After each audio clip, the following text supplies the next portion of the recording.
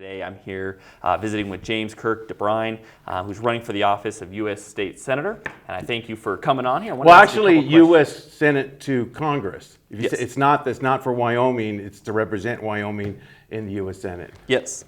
So, James, let me ask you this first. What do you feel are the key responsibilities of this position? Well, of course, the main thing, the job of Congress, both houses, is to make sure that laws are passed to help the Americans and everything, whether it's companies, healthcare, businesses, making sure that things are fair and just for everybody. There's just so many laws. So that's a key thing. And in the Senate especially, because there's only 100 of them. And so that's even a stronger obligation. In fact, this seat I'm running for actually ends up being a 6-year term. Which wasn't the reason I ran. I was going to run if it was a 4 or 6, but that makes it even more important in this time that, people like I myself, I liked Medicare for all, just to be, Bernie Sanders, who's usually an independent, running on that. And I jumped in with a lot of people who like to call themselves progressives.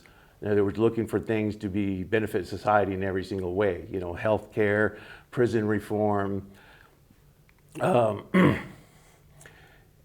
like that. Oh yeah, and of course climate crisis, the Green New Deal, just kind of going off the cuff. It's been a long drive. And so I still want to be forward to that. And that's why I offered my services, because I'm not in for glory or power or money or anything like that. I've been living early retired off of savings, and and I got a modest home and everything's paid off, no debts.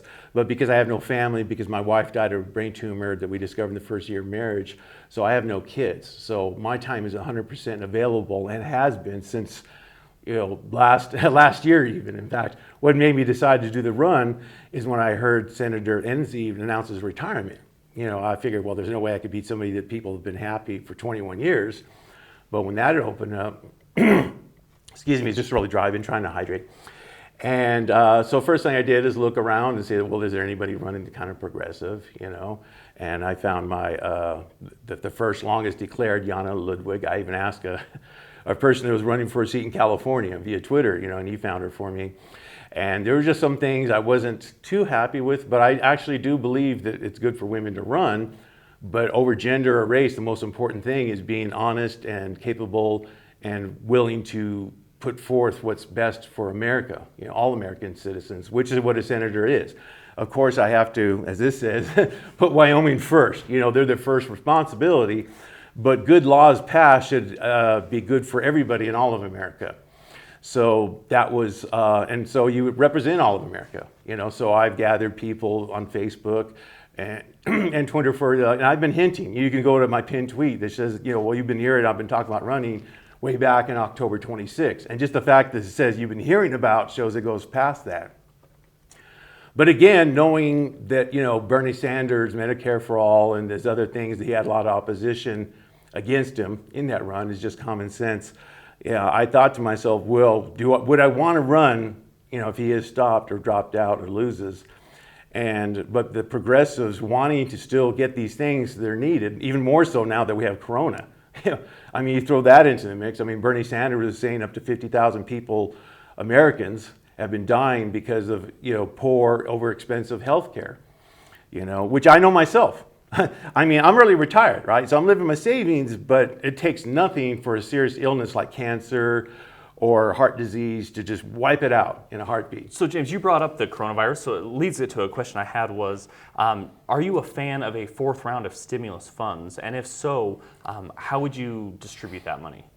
Okay, see, this is the one thing, that's part of my research. I've been doing 12 plus hours a day since last year, following CNN, MSC, when they talked about the corona, and then when they get more of the politics, and then, a lot of the stuff I could see, they were just kind of doing their own thing. So I focus more on internet links from, when I log in computer, which they'll have routers, Associated Press and stuff like that. And also Twitter, you get people digging in deep, and the same thing with Facebook and others posts and stuff like that. So I'm just, in information, all day long. I say 12 plus hours, and probably even more. I'm basically just getting up, cooking something to eat, really quick, and just, sleep a few hours. So the coronavirus, the thing that's upset everybody, like these big, large fast food chains that, they just had their bank instead of just grab the money fast. And so before smaller ones that actually needed the money to keep from going bankrupt got it. Now some of them did the right thing, like I think it was Shake Shack, which I've read about on the internet, but I've never seen one because it's a back east thing. And I didn't see any when I lived in New York City for 4 years back east in the 80s. So at least they did it. Some people, oh, she did it, but sometimes automatic. The thing is, they did the right thing, they did the right thing, they did the right thing. And I always believe in giving kudos to those, if they see something isn't right and they made it right, appreciate that. Like some people hate Bill Gates because he's a billionaire, but he's been saving lives in Africa. Later on, news released that he'd been warning America that we were right for a pandemic happening and we weren't prepared for it. So those are positive things, and even divested of the company, so, it's like, I'm a Christian, so I'm Bible-based, being honest and open is the most important thing to me.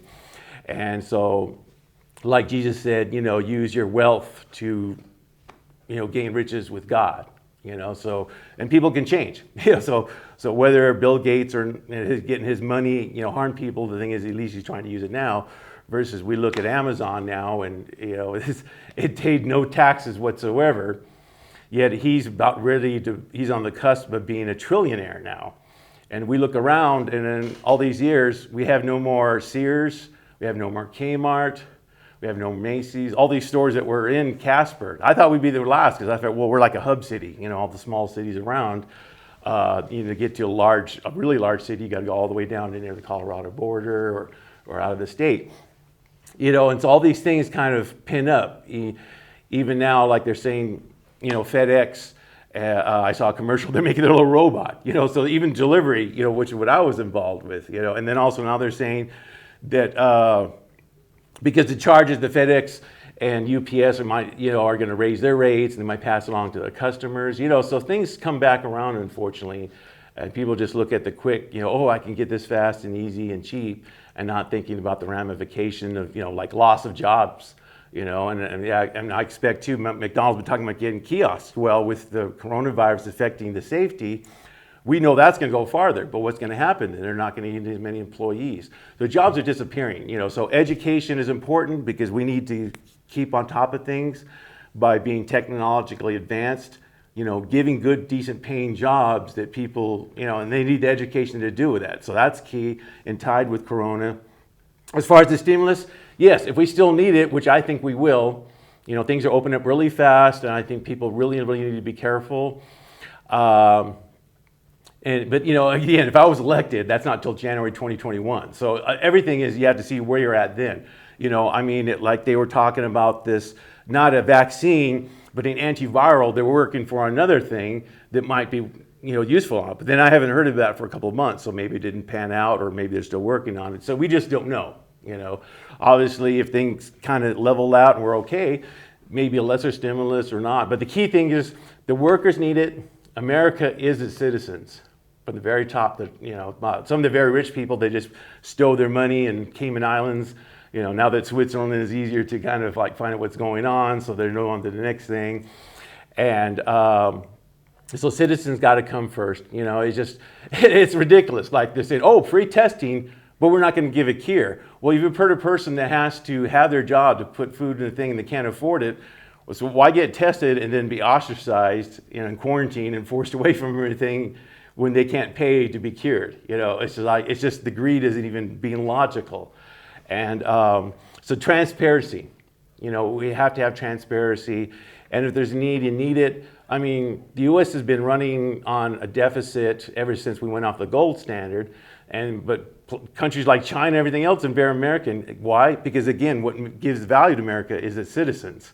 Its resources, its education, and all those things put together. And even though I was curious. You brought up the national debt, and so that is a question I do have. How do you feel that your role would be able to address the national debt, and how would you approach that? Okay, well, for first thing, I haven't dug totally into it, but I've kind of had this idea a long time anyway. The MMT, modern monetary theory, I think is what it stands for.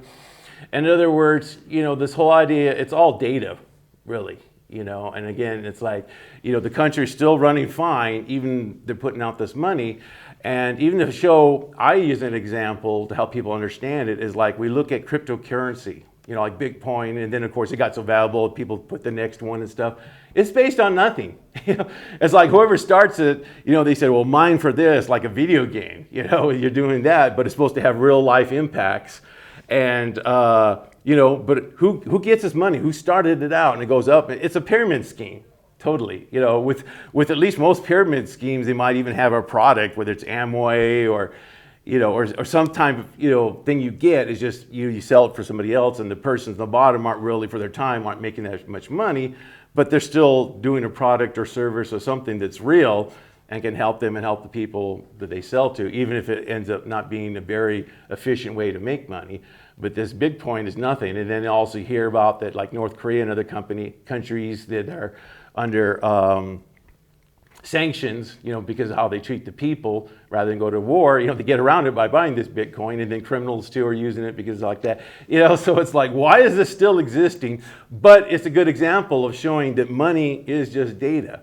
And the thing is, if you get money into the hands of the people, right, what do? It's like they got stuff, we got a little bit of money. Hey, let's go out to eat, honey, or let's go out, singing karaoke. I say that because that's not my hobby.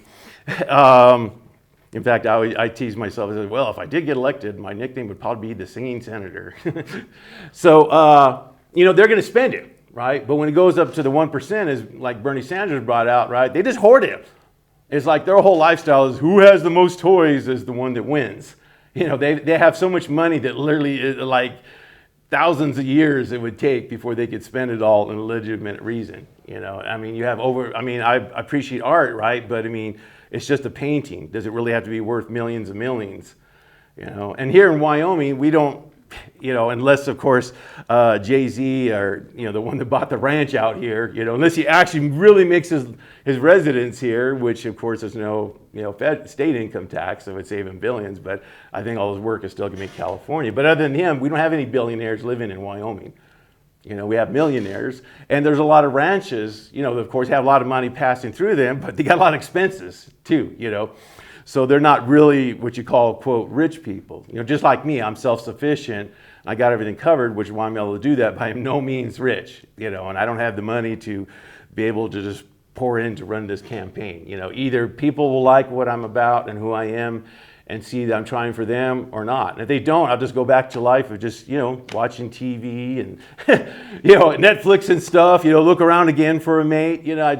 I'm a nice guy, so I seem to get a lot of women that turn out later to be mentally ill. My wife was mentally ill from the brain tumor before she died for 6 years, so I just have a very high tolerance of niceness, but I'm tired to be alone, but I am alone now, and so that's spending that time to run as senator. Well, James, we've got 1 minute left. I just want to give that to you to talk about whatever passions or ideas that you have that you want to share with your constituents. Okay. Well, first of all, I'm a person willing to meet things head on. I've been accused, basically slandered on 3 things as being a misogynist, anti-Semitic, and an ableist, which I guess relates to possibly disability. First of all, I've never attacked anybody's gender or anything else. In fact, I'm actually a member, before these attacks happened, of Nina Turner for president 2024. So I've even stated in tweets and Facebook is like, well, why? Is there a law that Bernie can't pick for his vice president? Already somebody else is like, make Nina Turner. They're worried about him being too old. Well, she's not too old.